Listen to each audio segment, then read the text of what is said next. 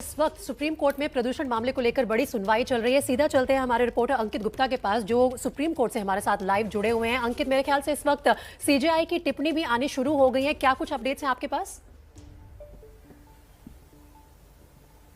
बिल्कुल, यहाँ पर जो है सीजेआई के यानी कि मुख्य न्यायाधीश की टिप्पणियां भी आनी शुरू हो गई हैं, क्योंकि जो है यहाँ पर ये कहा जा रहा था कि पराली को जो है इतना कमतर करके नहीं आंका जाना चाहिए। ये बात कही है दिल्ली सरकार के वकील अभिषेक मनु सिंघवी ने।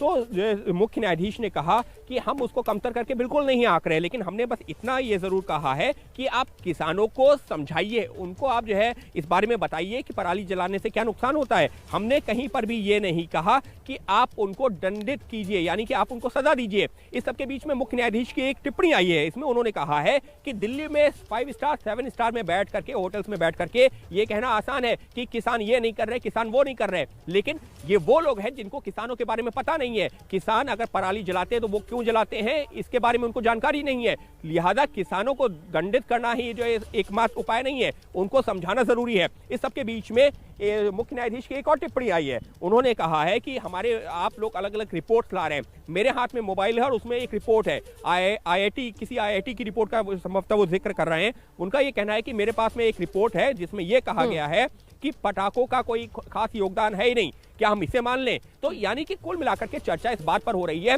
कि रिपोर्ट्स बहुत आती हैं, किसका योगदान है किसका नहीं है, लेकिन एक ब्रॉडर इशू क्या है, महत्वपूर्ण मुद्दा क्या है? महत्वपूर्ण मुद्दा यह है कि प्रदूषण में कमी कैसे की जाए।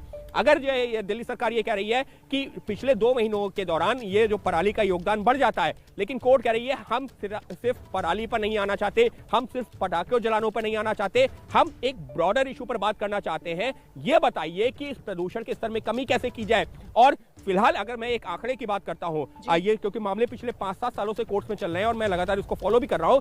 आपसे जो है 4-5 साल पहले एक रिपोर्ट आई थी आईआईटी दिल्ली और कानपुर की। उसमें क्या कहा गया था, जो अभी भी वही रेलिवेंट रिपोर्ट्स हैं जो कोर्ट के सामने आ रही हैं, कि डस्ट सबसे बड़ा कारण है, यानी कि जो इस पॉल्यूशन में जो सबसे बड़ा हिस्सेदारी है वो डस्ट यानी कि धूल की है।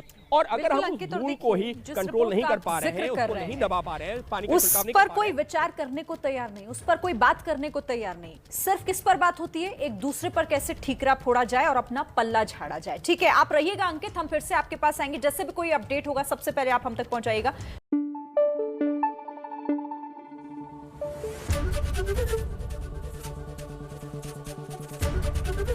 एबीपी न्यूज आपको रखे आगे।